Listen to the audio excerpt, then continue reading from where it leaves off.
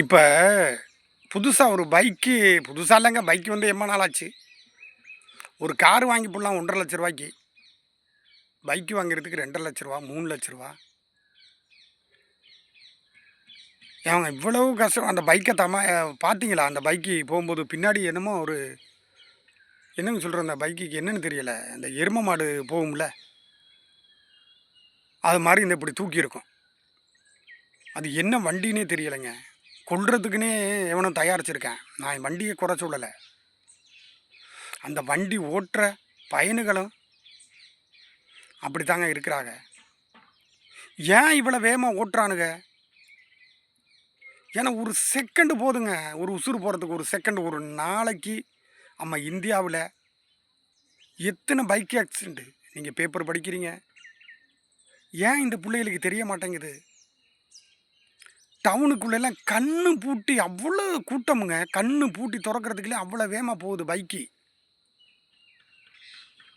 ஏங்க கடவுள் இந்த கையும் காலெல்லாம் கொடுத்து அந்த அம்மா 10 மாதம் நம்மளை கஷ்டப்பட்டு அந்த வயிற்றுக்குள்ள இந்த பூமியில் எவ்வளோ கஷ்டப்பட்ட நம்மளை அதெல்லாம் கொடுத்து வைக்கணும், நினச்சி பார்க்கணுங்க. அந்த வயிற்றுக்குள்ள இருந்து நம்ம பிறந்து அந்த அம்மா எவ்வளோ கஷ்டப்பட்டு நம்மளை வளர்க்குது தெரியுமா?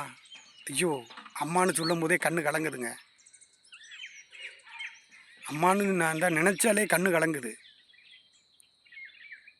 எவ்வளவு அந்த கையும் காலெல்லாம் தடவி விட்டு குப்பரை போட்டு படுக்க வச்சு பிள்ளைகளை அந்த கையெல்லாம் நீவி விட்டு, ஏன்னா நெஞ்சா பெருசாக வந்துடும், தலையை உருட்டணும், இல்லாட்டி தலையெல்லாம் ஒரு பக்கம் கோணாக போயிடும். இப்படியெல்லாம் இந்த பிள்ளைகளை வளர்த்துங்க. ஒரு செகண்டில் இப்படி பொண்டை பைக்கில் அடித்து உசுறு போனால் எப்படிங்க தாங்க முடியும்? இதுக்கு காரணம் யாருங்க? கடுமையான சட்டத்திட்டங்கள் வேணுங்க. சட்டத்திட்டங்கள் கடுமையாக இருக்கணும், போடணும். எதில் படத்துலலாம் பார்க்குறாங்க, ஒரு ஃபைனை போட்டு அது படத்தில் தானே காமிக்கிறாங்க. அது சட்டத்திட்டத்தில் கொண்டு வந்து கொஞ்ச நாளைக்கு நீங்கள் அதை செயல்படுத்துங்களே, கண்டிப்பாக அது யார் பார்த்தாலும் சரி எல்லோரும் ஷேர் பண்ணி எல்லாருக்கும் தெரியப்படுத்துங்க. ஏன்னா 1000 ரூபா ஃபைன் போட்டு 5000 ரூபா ஃபைன் போட இந்த உசுருக்கு வேண்டி அது நியாயமாக ஃபைன் போட சொல்லணும். இல்லாட்டி பாக்கெட்டில் போடுறதுக்கு போலீஸாரனுக்காகல, பாக்கெட்டில் போடுறதுக்கு ஃபைன் போட சொல்லாதீங்க. நியாயமான ஃபைனு சிந்திச்சு மக்களை திருத்துறதுக்கு எந்த ஃபைனோ அதை போட்டு கடுமையான சட்டத்திட்டங்கள் வரணும்.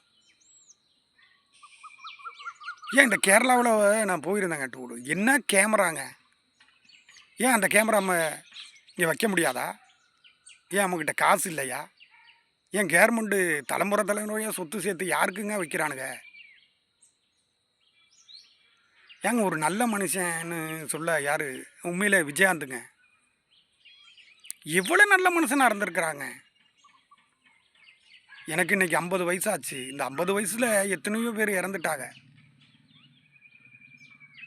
நல்லவங்களை பார்த்தா மனசு, அதுவும் யார்? பத்திரக்காரருக்கு தானே இப்படி போட்டு அந்த விஜயகாந்த் பேர் மேலே வராமல் பண்ணது. இனியெல்லாம் இந்த மாதிரி ஒரு நல்லவன் பிறக்க போகிறதில்ல, பிறக்கவும் மாட்டாங்க. பிறந்தாலும் இந்த நாட்டில் இருக்க அவங்களுக்கு ஆயுசு இருக்காது, வேகமாக இறந்துருவாங்க. அதைத்தானுங்க சொல்கிறேன், நல்லவன் எவனுமே இனி இல்லை. ஓடி போய் பைக் ஆக்சிடென்ட், ஒரு பைக்கில் விழுந்து கிடக்கிறாங்க, அவங்கள சுற்றி ஃபோட்டோ எடுத்து வீடியோ எடுத்து போடுறதுக்கு ஆள் இருக்குது, அவங்கள தூக்கி ஆஸ்பத்திரியில் சேர்க்குறதுக்கு ஆள் இல்லை. ஏன்னா அவனை கொண்டு போய் போட்டால் அவனுக்கு 1008 கேள்வி. எங்கே இந்த போலீஸுகார் கேட்குறது? 1008 கேள்வி. ஒருத்தன் கொண்டு ஆபத்துக்கு உதவி பண்ணுனா எங்கே விழுந்தேன், எப்படி விழுந்தேன் உங்களுக்கு தெரியுமா? அவனை 1008 கேள்வி வைக்கிறதுல அவன் தூக்க மாட்டேங்கிறான். ஒரு 10 நிமிஷத்துக்கு முன்னாடி போயிருந்தா ஒரு உசுறு பிழைக்குங்க. அந்த 10 நிமிஷத்துக்கு முன்னாடி சுற்றி வர வீடியோ எடுக்கிறாங்க, அவனை தூக்குறதுக்கு கண்ணால் பார்க்குறேங்க. பைக்கை நிப்பாட்டிட்டு பார்க்குறேன், கண்ணால் ஓடி போய் தூக்குறேங்க. தூக்கிட்டு ஒரு தண்ணி வாங்கிட்டு, என்ன மனுஷன் நம்ம நாட்டில் தெரியலைங்க. இதுக்கு தான் பிறந்தான். மனுஷனாக பிறந்தா அது எப்படிங்க மனசு வருது பார்த்துக்கிட்டு இருக்கிறதுக்கு? அது என்ன ஜென்மங்க? அவன் மனுஷனே இல்லை. ஒருத்தன் விழுந்து அவனை போய் தூக்கலை, அப்படின்னா அவன் அந்த நாட்டில் பிறந்ததே எனக்கு வேஸ்ட்டு தான். நான் சொன்னேன்ல, அந்த அம்மா வயித்துல பொறந்ததுக்கே அவன் அர்த்தமே இல்ல.